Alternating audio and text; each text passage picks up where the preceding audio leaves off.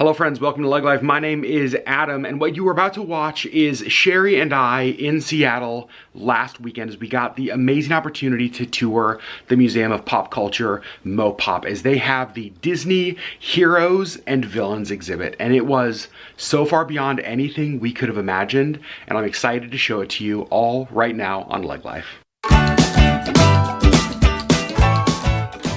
So we just got dropped off outside of MoPop. Now we have not been here since it was the Experience Music Project years and years ago. We gotta head to the east entrance and go in for the Disney exhibit. Here we are at the east entrance of MoPop. This is where we need to go in. Just stepped in, and you guys, it's one of the coolest buildings I've ever been in. I remember the first time we were here when it was the Experience Music Project, just being blown away. Sherri, how are you feeling? I'm so excited to see it, but I also forgot my phone at the hotel. Yeah, she forgot her phone, so she's gonna be using my phone. Okay, so we are here on the first floor. The Disney exhibit is all the way up on the third floor. It said it takes up the entire third floor. So, Sherri, what do you say we start with Disney? Let's do it. It's really funny because the first things we saw when we walked in were these two dresses right here. And Sherri was just like, instantly, what'd you say?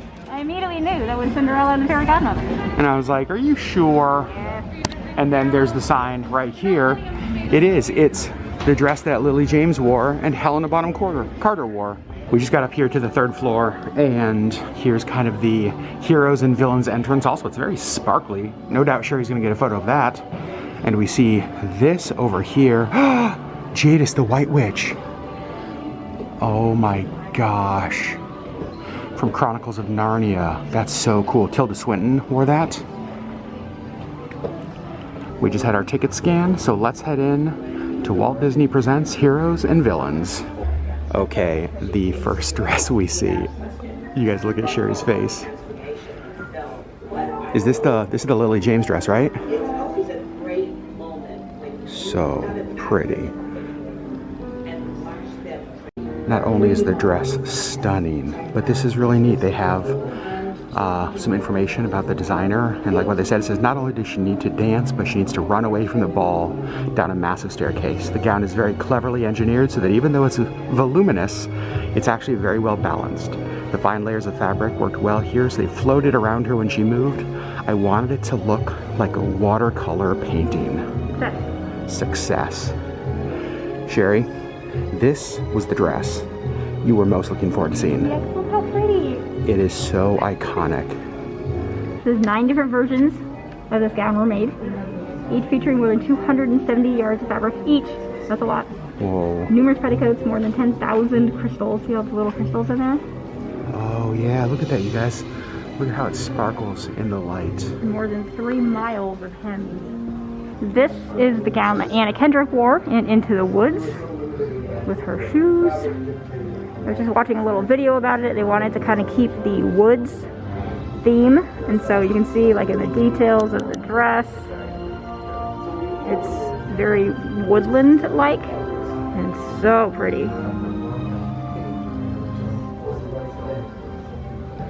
And even down to the shoes, they've got like that woodland kind of look. Just kind of giving you an overview as you walk in, you can see there's that Cinderella dress from Lily James on the right. Over here is that Anna Kendrick dress that Sherri just showed. And then straight ahead, you guys, I can see Beauty and the Beast. I can see Mary Poppins back there. This was worn by Jessie Schramm in Once Upon a Time, the TV series. You love that show. I do. This one, worn by Brandy. And here's what I want to know, Sherri. This is pretty hotly debated. What's the best Cinderella? Ever After. But oh, okay. I do think that the one with Brandy and Whitney is a close second. Interesting. Yes, so this was worn by Brandy, this was worn by Whitney. So there's the one by Brandy, okay. And that's what Whitney Houston wore. Here's the Fairy Godmother. Holy cow. I think, I might need to actually look at this, but I think Whitney Houston died 10 years ago today. What? I think so. As we're filming this? As we're filming this. So this is a little bit Whoa. emotionally crazy. Holy cow, I didn't realize that. These are really cool. So there's 3 different crowns here. This one on the left was worn by Anna Kendrick in Into the Woods. This one is worn by Lily James in Cinderella. This one was worn by Jessie Schramm in Once Upon a Time. So cool. So the first exhibit on the right-hand side, as we kind of enter the main room, is From Sketch to Screen, Costume Sketch Arts. Cinderella's Glass Slipper. What? You can see we have all sorts of different like artist renderings, sketches. This is really neat because this is from the 1964, the original Mary Poppins. And then this is from Mary Poppins Return in 2018. Look at that. You can't talk about Cinderella without talking about the glass slipper. So you can see the early plastic designs, foam mold, large foam mold, acrylic mold, the final model. But then, look over here in the corner, the glass slipper from Cinderella 2015. Holy cow. Now this is the magic mirror on a wall section. You stand here, and then it puts different Disney costumes on you. The Mary Poppins costume. Wait, how does it work? Oh, let me stand right behind you. Oh, that's crazy. So it doesn't really work on video. It's like a mirror. So does it line up good for you? Like, really?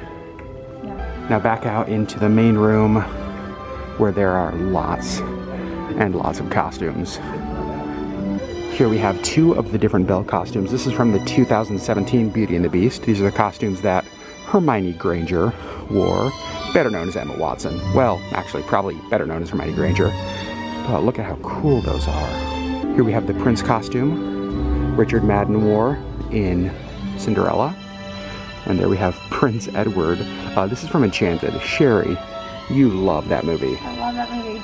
And then this costume over here is from Prince of Persia.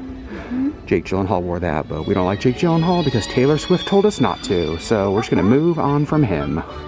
Here we have one of the costumes from the original 1964 Mary Poppins. And then right next to it, we have one of the costumes from the 2018 Mary Poppins Returns with Emily Blunt. What you looking at? Red Riding Hood. Oh, yeah, from Into the Woods. Into the Woods. Oh.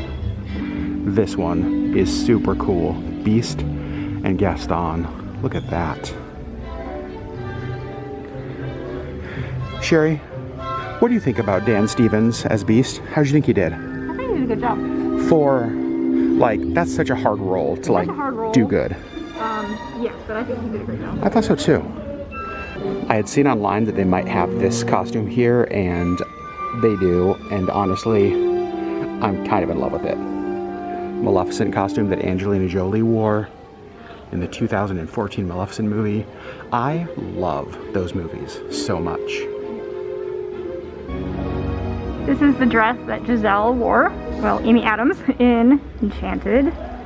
This is like her wedding dress, and oh my gosh, it's beautiful. And right on the other side of Giselle's dress is the evil stepmother's dress. Very dragon scale, which I love. So cool. Here are the dresses that the Sanderson sisters wore in Hocus Pocus. And the vacuum cleaner, obviously. Oh my gosh. I feel like I need this chandelier in our dining room. I like this sign. It says, evil doesn't always look evil. Sometimes it's staring right at us and we don't even realize it. Regina Mills, the evil queen, said that in Once Upon a Time. Here's one of Glenn Close's costumes from Cruella de Vil, 1996. Also, 1996? How? 101 Dalmatians.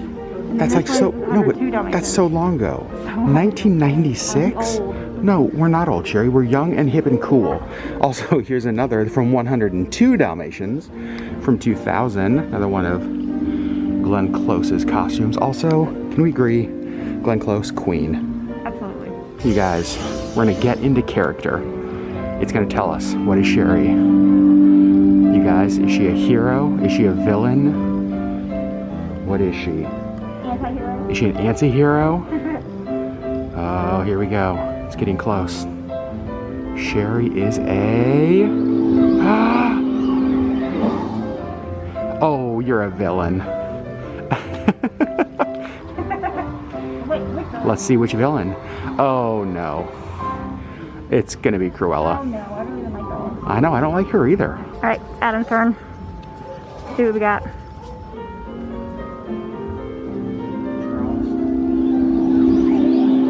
Transformation. Oh, you're a villain too. I'm a villain? Yeah, let's see which one. Which villain? Let's see who I'm gonna be. Oh, The swing going on. I love it. Okay. The last few costumes as we get ready and head out of the Disney exhibit. This is Keira Knightley's costume from Nutcracker and the Four Realms. Have I seen that? I don't think so. Have you seen that? I have. I liked it. Yeah? Yeah. I love this one. This is the Jack Frost costume from Santa Claus 3.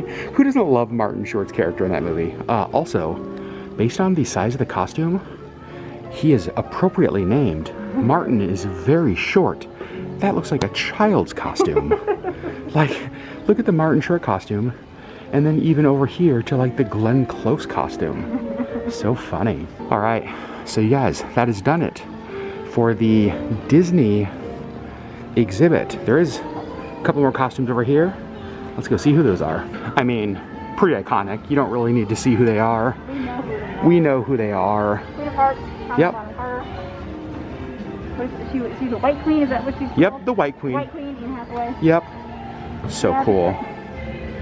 All right, Sherri, we just finished the Disney part of MoPop.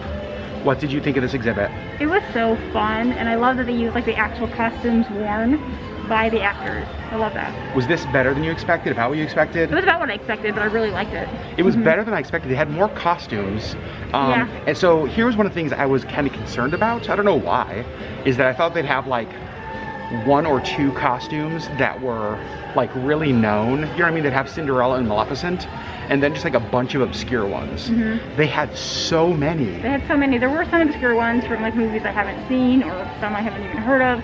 But most of them I knew without even looking at the plaque. Like I knew who it was. Yeah, the majority of them. So this, to me, was spectacular. I think if you live in Seattle, if you live near Seattle, if you can get to Seattle, and you're a Disney fan, this 1,000,000,000% worth coming to see. I agree. Now we do still have a little bit of time, so I think we're gonna explore a little bit more of MoPop and see what's here. One of the things that's here, and this is super cool, is just this like gigantic, I don't even know what, I was gonna say wall, but it's not a wall, art piece of musical instruments. You can see lots of guitars, lots of drums, there's some keyboards in there and banjos in there. We are up, a cello, yep, we are up on the 3rd floor, and it goes all the way down to the bottom. Now I should say the Disney exhibit we just saw was an additional charge to come to. So you pay one price to get into MoPop, but then the Disney exhibit was a little bit extra. But again, 100% worth it. Apparently we are not done seeing outfits from Queens because you guys, what's up Beyonce? Is there a better elevator door cover? I don't think so. And this is part of MoPop called Sky Church.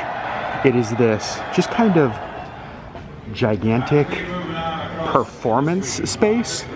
It feels like you're just like here in a giant concert area. One of the other galleries we definitely want to see while we're here is Fantasy. I think there's some other really cool movie stuff here. So let's go check it out. Here we go, Fantasy, Worlds of Myth and Magic.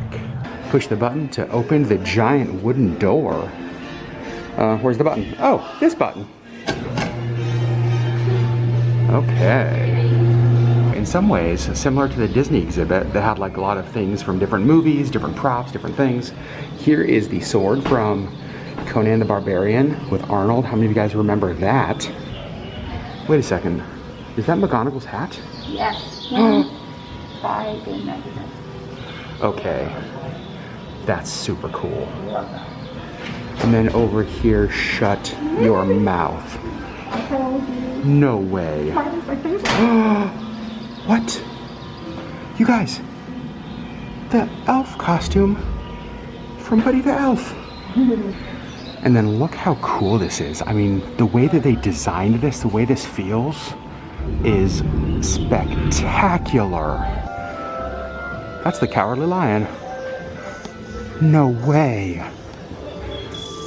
Oh my gosh, it really is. Okay. That is so iconic. One of the reluctant guards as well. So we kind of just came here for the Disney stuff. This is amazing. I'm excited for this too. Here's some costumes from Harry Potter. Look at this. The Dumbledore cloak right there. This is worn by Sirius Black. Over here we have Lord of the Rings. Different swords. Different axes. Okay, I had no clue this was also here and would be this amazing. Here we have glasses worn by Daniel Radcliffe as Harry Potter. What? We have a bunch more Harry Potter stuff over here. Gryffindor scarf. Oh my goodness, look at that. There's a wand. Amazing. Here's an entire little room of artwork. What's that? Merida. Oh, it is Merida. And look how neat this is. There's like this little sort of sitting area where they're showing a movie about Lord of the Rings, but it's on the eyes. I don't know if it's going to show up. It's like a giant dragonfly above us. And they're projecting the movie on the eyes of the dragonfly. It's so cool. I feel like I've said so cool about 1 billion times since we got here. So I apologize for that, but it definitely is so cool. Here's one of the helmets or headdresses worn by Gimli in Lord of the Rings. Okay, this is hilarious because I love this movie so much. It's one of the French soldiers' helmets from Monty Python and the Holy Grail. Your mother was a hamster and your father smelt of elderberries. Oh God, I love it. So I think that is all of the fantasy exhibit. Here's some of the other exhibits they have here. The Scared to Death horror films exhibit. Yeah, not going there. They also have an Infinite Worlds of Science Fiction exhibit, and they have Pearl Jam, Home and Away. You can see we are back here in Sky Church, and our last stop is going to be here at the gift shop, checking out the kind of stuff they have. We're hoping they have some Disney heroes and villains items, but let's see. I will say a lot of it still very much feels very music heavy, kind of like the EMP days. Just a lot of like band merch, different things like that. And then once you get into the gift shop, they do have lots of different stuff. You can see there's some Beatles things there. They have lots and lots of Funko Pops. They have a bunch of Harry Potter stuff over here. Sherri Beth, what'd you just find? Okay. Little Adam would have died if I was given that lunchbox. Look at all of the like old school Nintendo stuff. Looks like we're getting into some of the Disney stuff here in the gift shop. They actually have the Art of Disney Costuming book. That's pretty cool. I have not seen these before. Like DIY Funko Pops where you get to paint them yourselves. That's a lot of fun. That is fun. Wait a second. Oh my gosh. A Disney sandwich cutter. Love that. Everything from reusable plastic straws, Jelly Bellies, Maleficent ears. Oh yeah, I guess it'd be horns, not ears. I'm a moron. Alright. Ooh, Disney items on sale. I like that word. Who doesn't love Jack and Sally? Whoa. Sally needs her coffee. Sally had a rough night. Oh my gosh. Sherri found some makeup palettes. Villains. Ooh, the Evil Queen makeup palette. They also have the Cruella makeup palette. Some brushes up there, lanyards. How much would I guess that is? Yeah. You're asking me to guess makeup prices? $19.99. $10. Oh, Not bad at all. it's a good price. Do you need it? Maybe. Do you want it? That's more important. I believe in mermaids. You do? Sure.